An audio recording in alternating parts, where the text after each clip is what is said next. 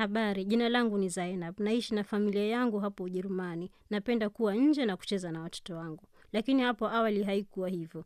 Hapo zamani nilikuwa na maumivu makali kwenye kifua changu. Mara nyingi nilikuwa nashindwa kupumua kwa sababu nina ugonjwa sugu. Kisha familia yangu ilazimika kukimbia. Wakati wa kukimbia sikuwa na dawa. Maumivu yangu yalizidi kuwa makali. Nilipofika Ujerumani kila kitu kilikuwa kipya kwangu.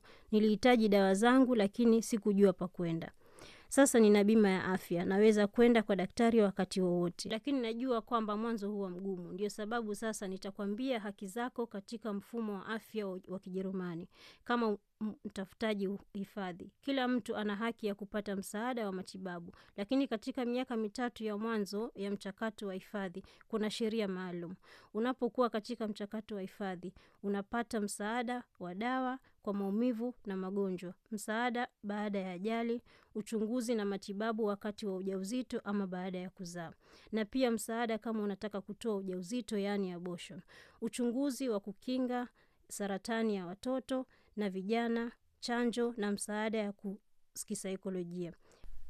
Matibabu ambayo hayalipiwi ni kama matibabu ya meno, msaada wa matibabu kama huwezi kuzaa, msaada wa magonjwa sugu kama hayahitaji kutibiwa mara moja. Muhimu ni kwamba unahitaji kadi ya matibabu. Hii ni karatasi ambayo unahitaji kila unapoenda kwa daktari. Karatasi hiyo unaipata kutoka kwenye ofisi ya wilaya au ofisi ya huduma ya kijamii. Angalia tarehe ya mwisho ya uhalali kwa kadi hiyo. Kawaida huwa ni miezi 3. Pia inaonyesha ni daktari gani anaweza kukutibu. Kawaida daktari hubaki na kadi hiyo. Uliza clinic ikiwa wanaweza kukutolea nakala, yani kopi ya kadi ya matibabu. Huhitaji kulipa matibabu mwenyewe. Unahitaji barua ya rufaa ukiwa unataka kwenda kwa daktari maalum, kama daktari wa ngozi au mtaalamu wa akili.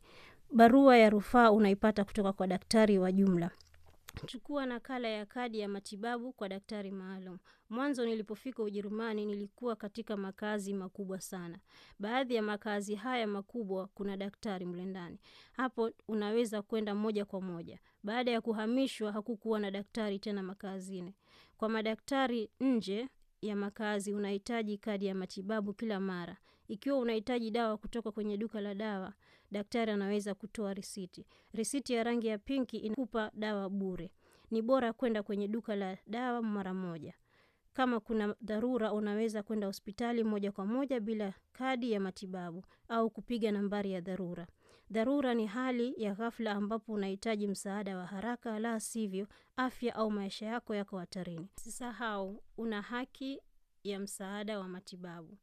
Kwa kuenda kwa daktari unahitaji kadi ya matibabu. Mchakato unaweza kuwa mgumu. Nilihitaji kwenda kwa madaktari wengi kabla ya kupata matibabu sahihi. Usikate tamaa. Jifunze haki zako. Hivyo ndivyo nilivyoweza kufanikiwa mwishoni. Usisahau, hauko peke yako, una haki ya msaada na tunasaidiana sisi kwa sisi.